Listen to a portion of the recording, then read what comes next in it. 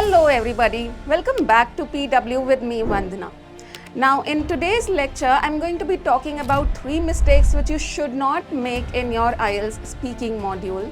So far we have told you a lot about speaking module, but these 3 mistakes, I don't think we have talked about them earlier. So let's get started without much ado. So here you go with mistake number 1. It says stop ignoring the question's intent. What do I mean by it? Let me break it down and simplify it for you with an example. So it says many candidates go off topic or miss the real question. Okay, look at this question. For example, it says, do you prefer mornings or evenings?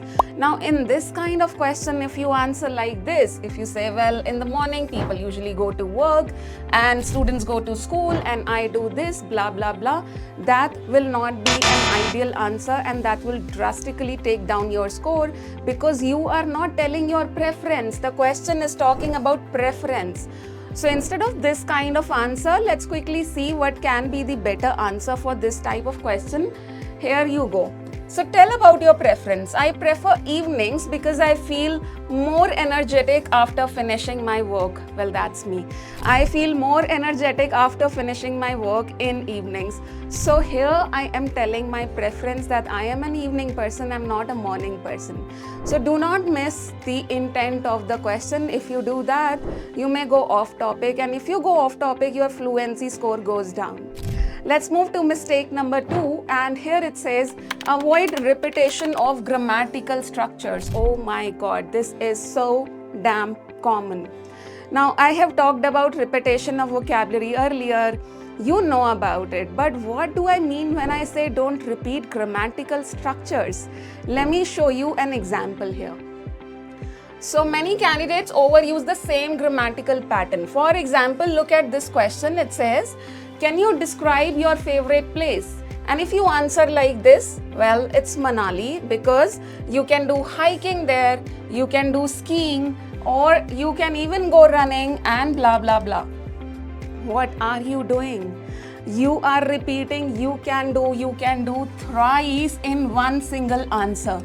And trust me, even good language users make this mistake.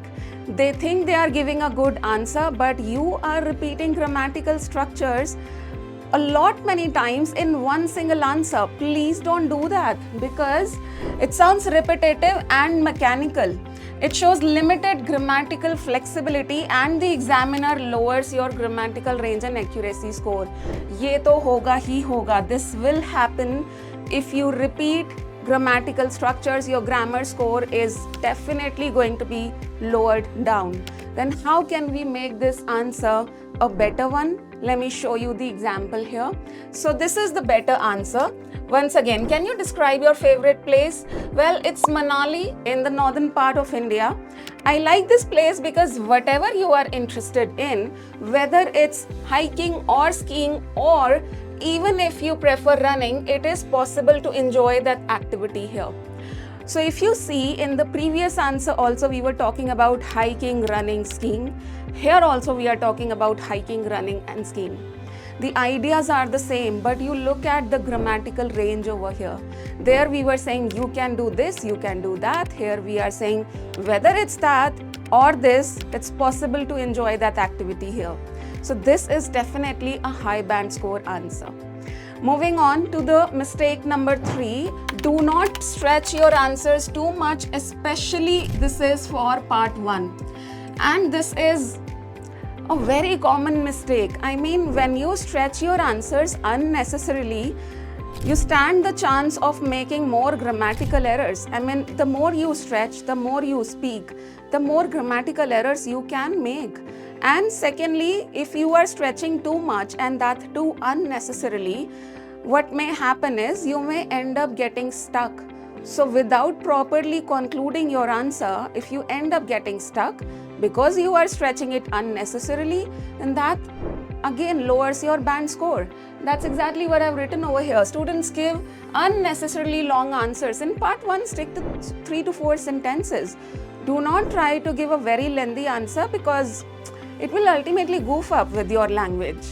And the more you speak, the more chances there are of making errors, especially grammatical errors.